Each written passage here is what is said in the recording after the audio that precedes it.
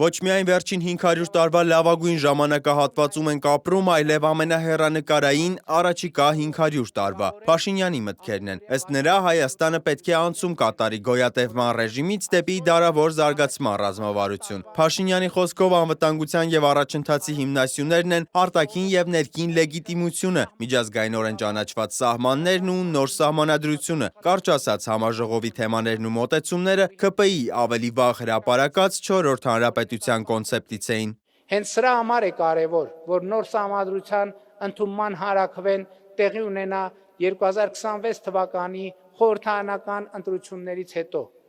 Դա հնարավորություն է, որ բոլոր ուժերը սահմանադրության օրակարգի հետ կապված իրենց ասելիքը ու մոտեցումները նախ խորհրդարանական ընտրությունների քարոզարշավում կիսեն ժողովրդի հետ։ Իսկ արդեն ընտրությունների արդյունքում ժողովրդի վստահության քվեն ստացած քաղաքական մեծամասնության դիրքորոշումը վճռական կլինի սահմանադրության վերջնական նախագծի ձևավորման գործում։